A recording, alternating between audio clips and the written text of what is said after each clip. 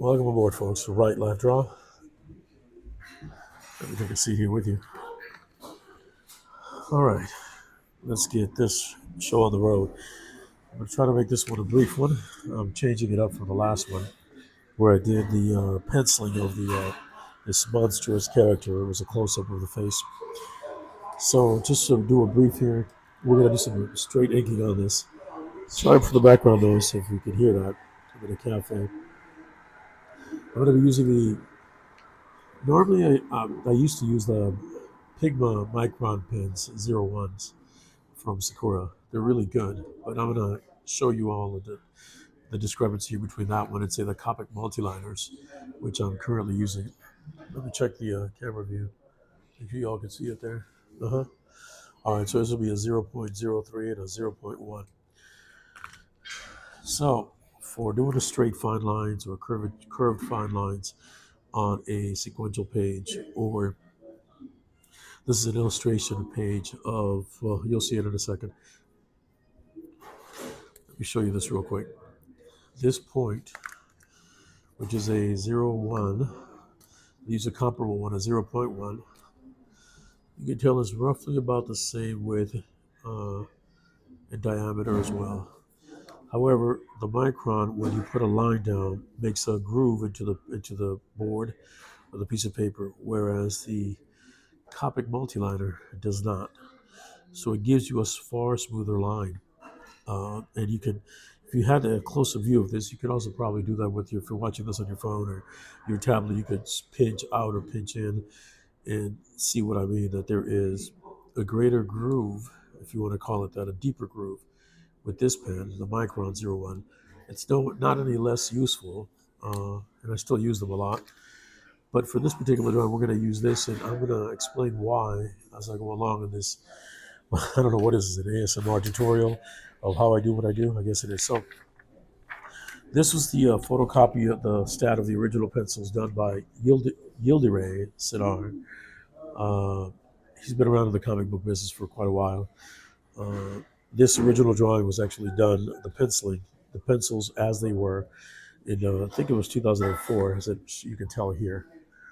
All right, and this was originally photocopied from the on a board that was penciled, which was he used Eon Prod. I recommend them highly. There's just Eon is, in my opinion, the best boards on the market.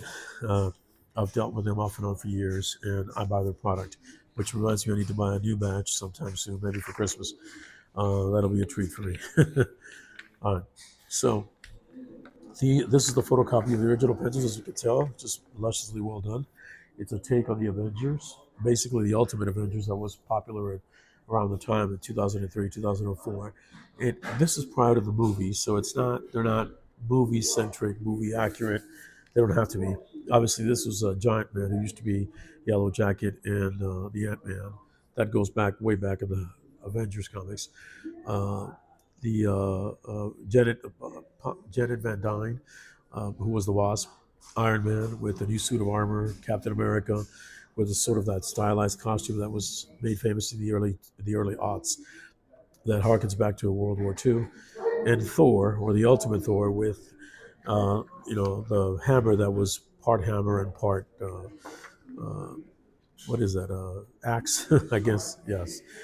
All right, so that was that, and then there's a little sort of extra bonus, or I should say, I think in the background it intentionally or maybe not intentionally sort of created this structure of the broken city behind them to designate that A shape.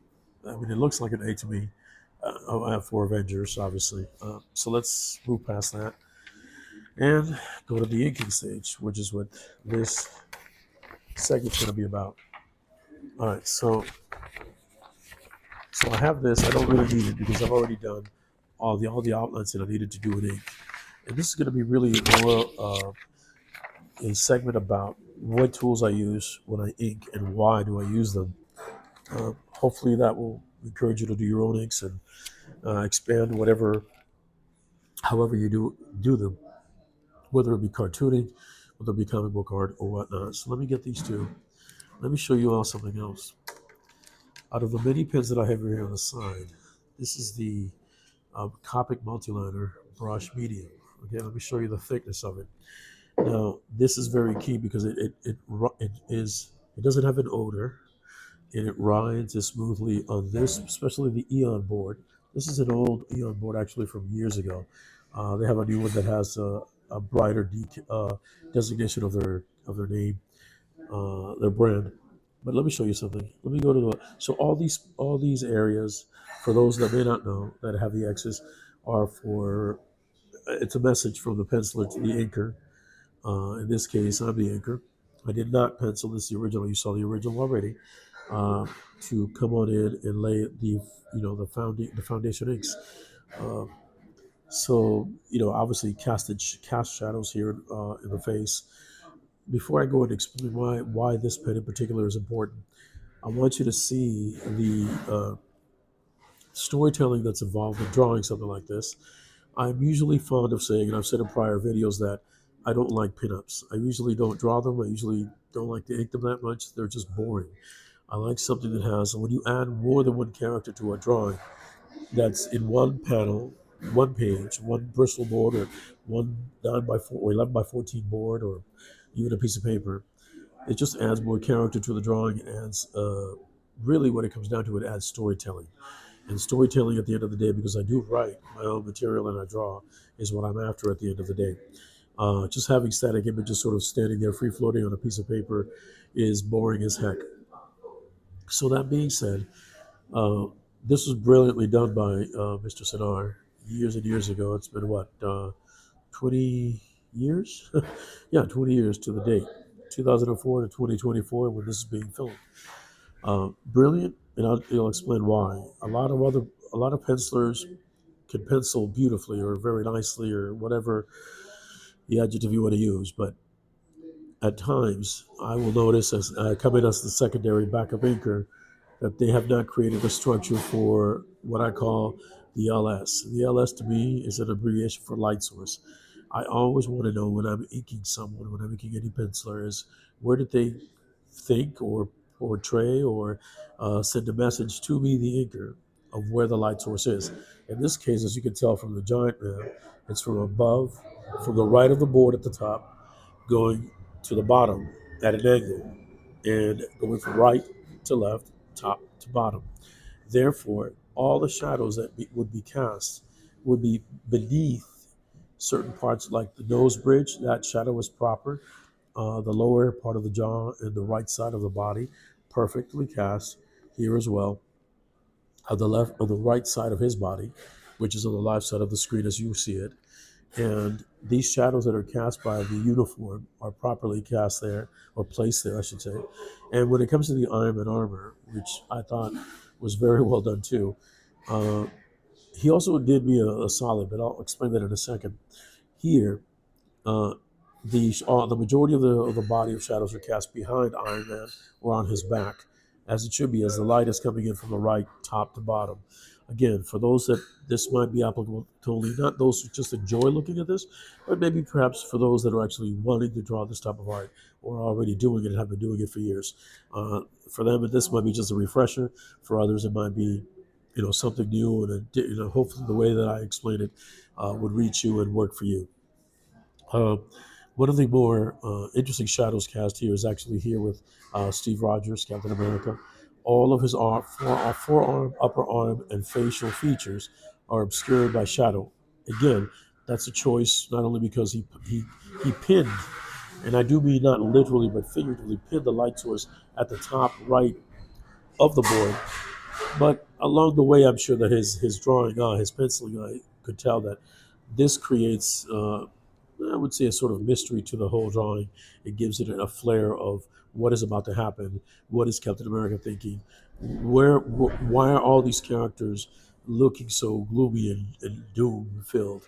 Especially the look of Thor, as normally he'd be very brazen and loud and outspoken. But in this case, he's holding on to his hammer with a steel fisted wrapped around his hammer, but his face is cast down, tilted down, shadows down below his eyes.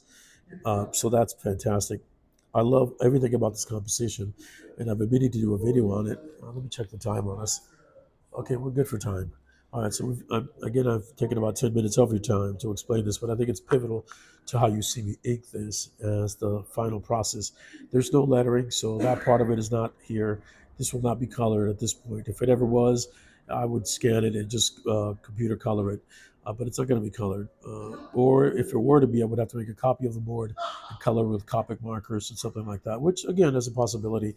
I may do a video on that at some future date. But right now, we're just going to cover some of the inks, and I'm going to walk myself and you through this, at least the formula that I use. Uh, so again, at the beginning, I stipulated why not use the micron.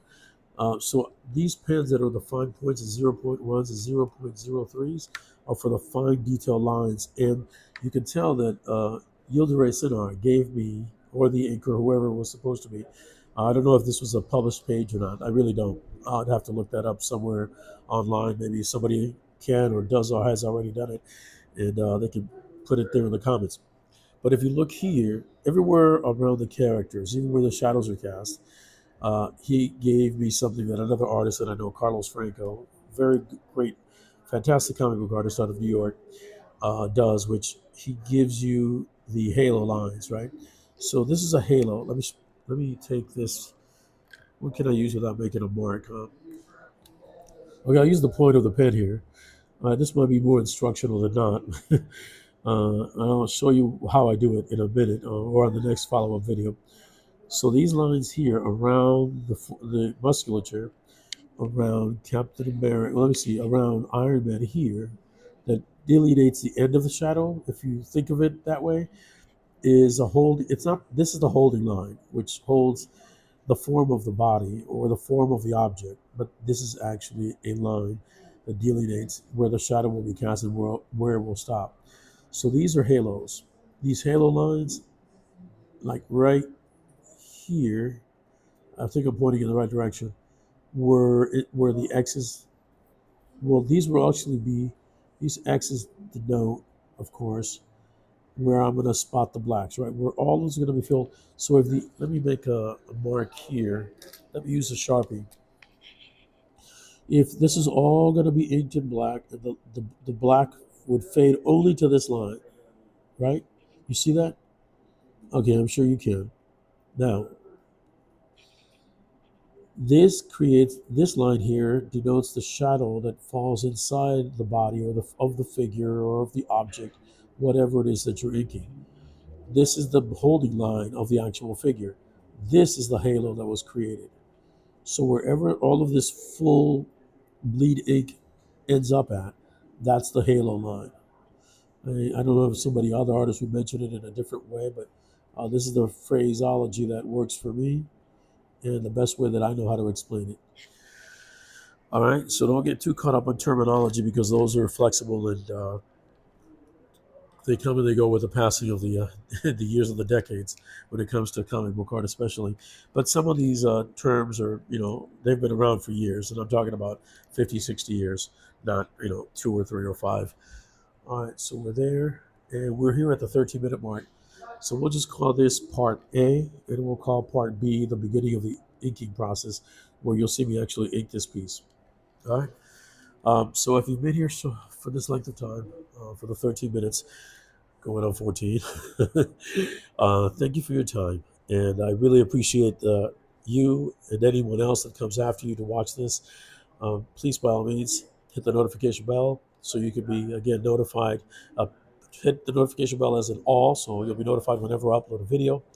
By all means, leave a comment if it's so you feel so inclined. Give it a thumbs up, and definitely, and most importantly, subscribe to the channel. Again, so you'll have more of these tutorials and how-tos that I do what I do as they come along.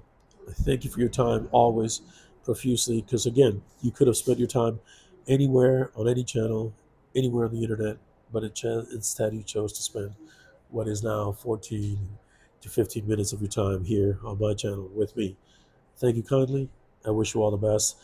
Everybody take care of yourselves and each other, and I'll see you all on the next one.